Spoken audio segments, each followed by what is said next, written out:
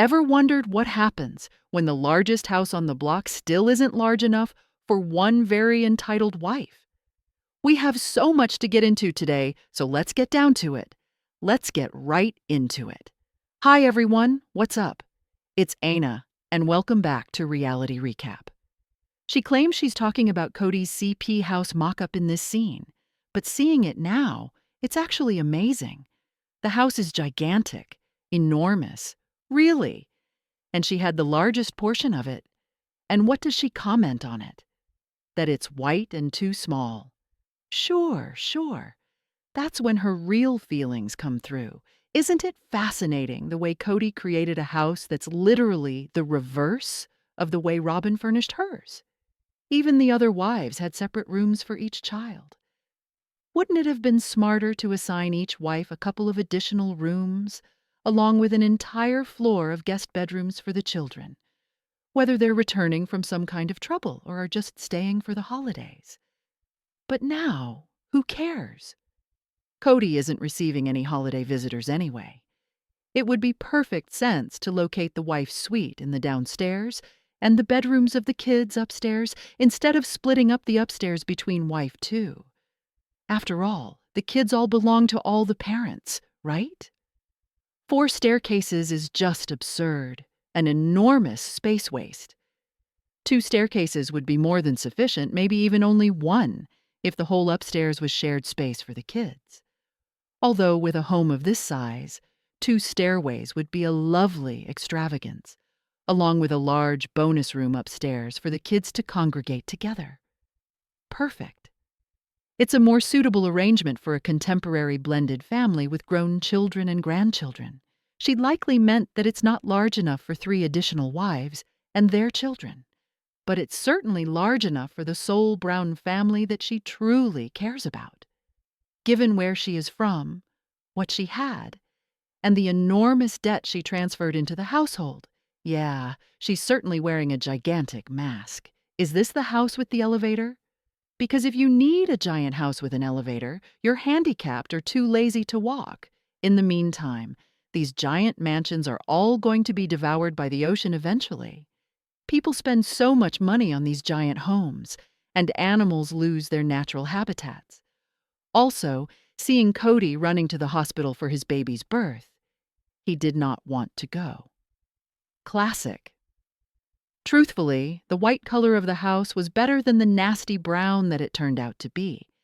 She's so selfish and spoiled, complaining about the white on a home that wasn't even constructed yet. Pain is temporary, but she's too selfish to care that far ahead. She had a child in college and 2 teenagers, so space should have been designed around the children's future requirements, not her own immediate desires. As Frank Lloyd Wright once said, the rust-colored tones of Flagstaff demand that homes not be painted eye-searing white. But hey, Robyn does know best, right? All in all, the complaints were minor annoyances, the sense of entitlement blatant, and the entire exchange just served to further illustrate how out of touch she actually is. What if I told you that one mom is poisoning her own daughters against their siblings, and nobody's discussing it? Is Robyn poisoning her daughters' minds? Over the last season or so, Aurora and Brianna have appeared downright dismal at being left out, supposedly, by the rest of the family branches. They tend to get very dramatic and really upset, nearly to the point of being ridiculous. It's likely that Robyn has been informing them that the other moms and siblings don't care about them, teaching them to be victimized. It's strange that Robyn never emphasizes how fortunate they are to be blessed with a present and available dad, as opposed to the other siblings who also don't seem as engaged. Kody was heartbroken for not seeing Aurora for 10 days while in his coronavirus quarantine, yet he consistently goes months without calling his other children. Aurora and Brianna were nicer earlier, but now their extreme self-pity is awkward. There's a good chance Robyn has some responsibility for instilling this attitude. She seems to be teaching them to share her own outlook. How Robyn and Kody speak about the rest of the family in public makes it seem as if the kids probably get even more biting things said in private. For instance, at a disorganized family reunion when Christine was relocating following a breakup with Cody, Robyn's older girls appeared surly, not teary or introspective. Cold glares, arms folded, no kisses or goodbyes. They've been tainted by Robyn's negativity. It's been documented. It's been reported that Robyn's daughter, who went to school with Savannah, did not speak to her. This implies that Robyn talks negatively about other family members, with her daughters reflecting those same attitudes. Even the youngest daughter encouraged going on dates because that's what their mother did, reinforcing the idea that Robyn's worldview is deeply shaping her girls. Robyn's approach appears to be a type of emotional manipulation, projecting adult issues onto children and creating learned helplessness. Such a parenting approach blurs limits and takes autonomy from the children, keeping them in a dependent relationship with the parents' control. Fear is employed as a means to maintain the closeness and obedience of the children, but Cody's role mustn't be forgotten. Although Robyn is the dominant influence, Cody is also a factor in the family life. Their children would probably see and learn the arguments and attitudes between parents. Hopefully, some of these children will eventually escape this cycle.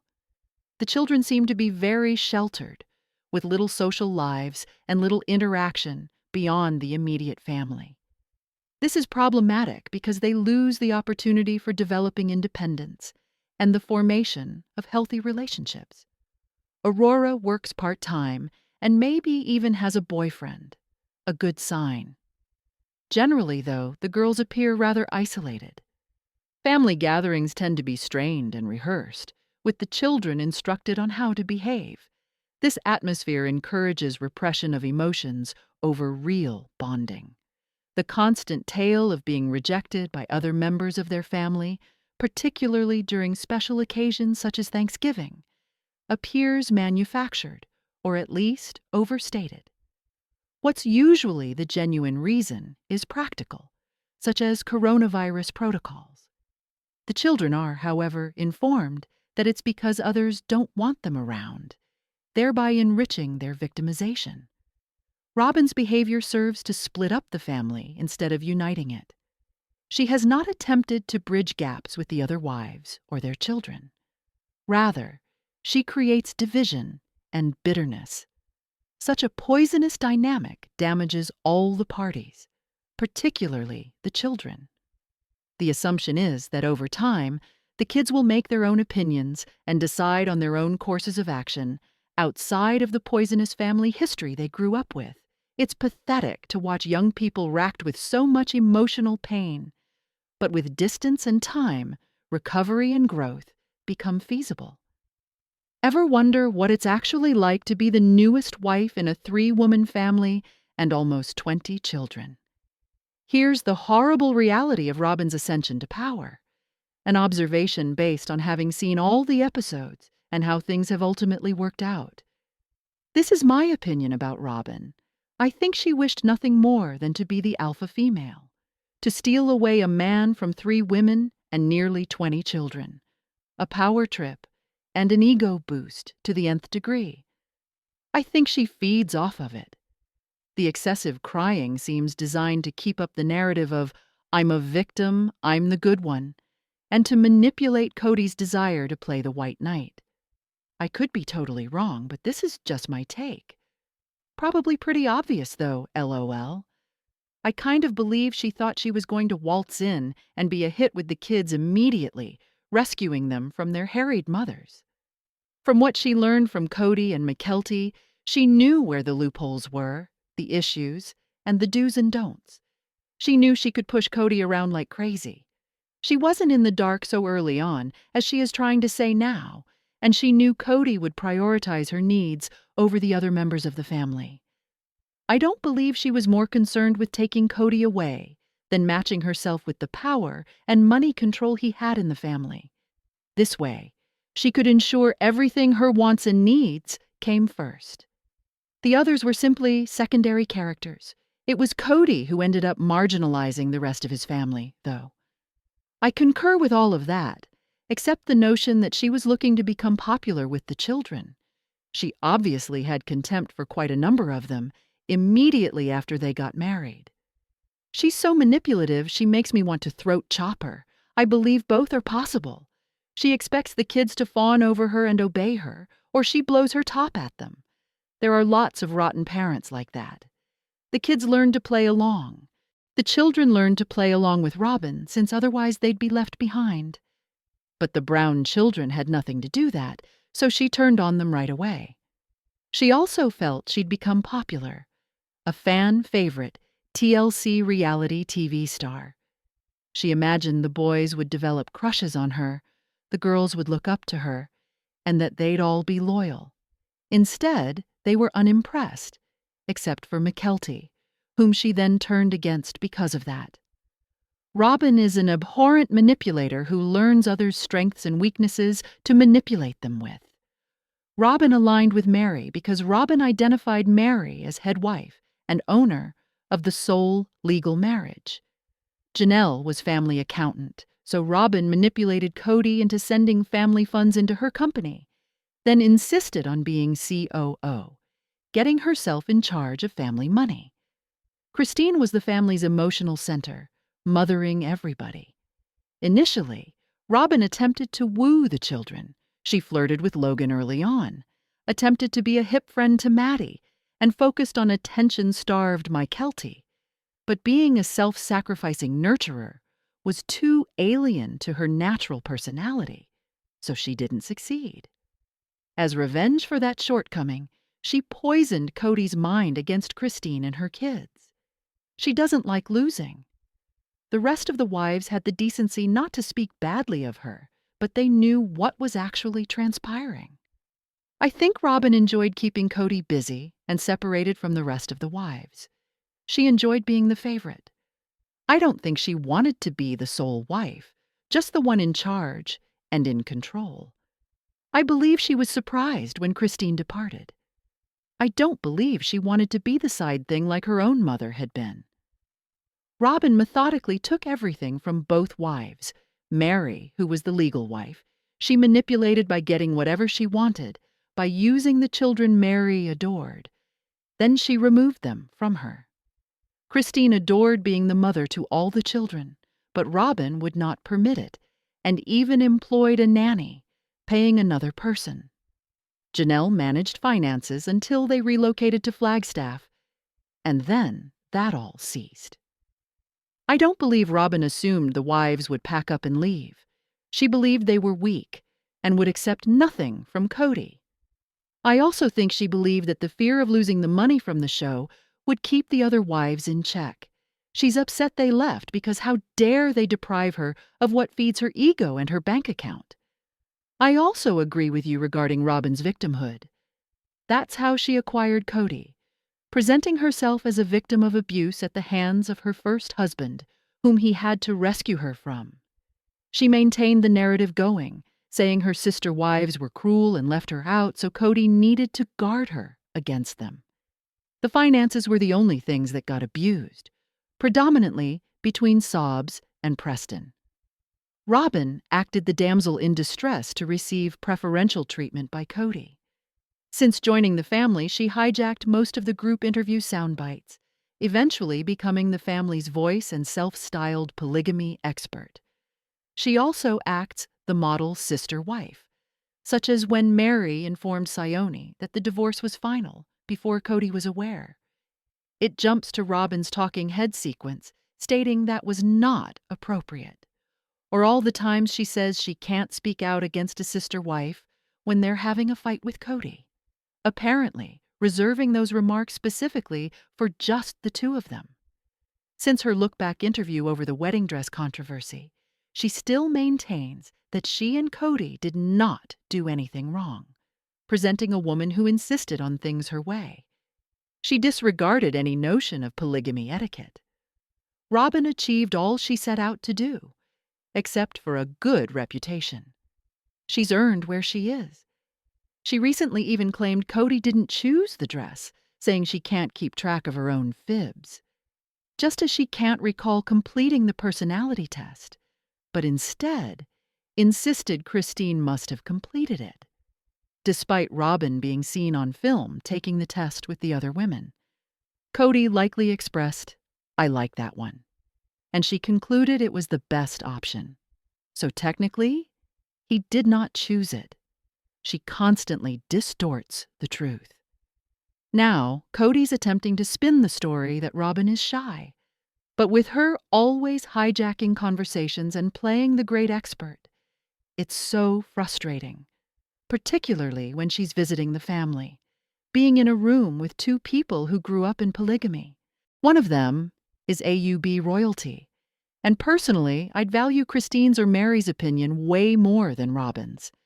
She has the biggest ego with the most phony tears. Robyn is a closet narcissist and a sociopath, no question. I really do think Robyn is a master manipulator who would have never agreed to marry Cody if she didn't perceive a chance from the very beginning. And now, it's all turned out to be even better than she could have imagined. But she has no idea whatsoever what her next step should be. I do not believe that she ever intended on having Cody to herself. She had gotten as far as she did because Cody permitted it. I think the other wives just realized that and decided to leave.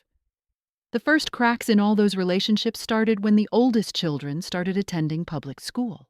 Robyn's approach has always been one of vulnerability and victimhood.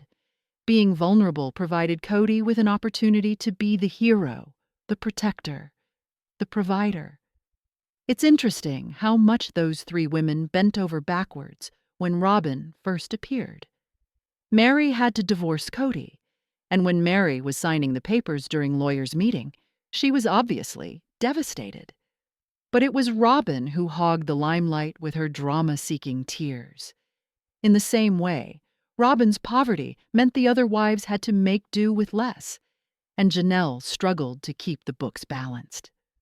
Robyn might just be one of the craftiest, most manipulative people ever to grace reality TV. She knows exactly what she's doing.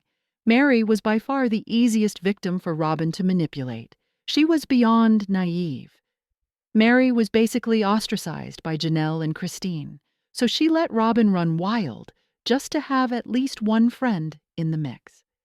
It was such a bad move for Janelle and Christine to leave Meri out and not make a voting block with her. If Meri decides to join them when they're arguing, they win.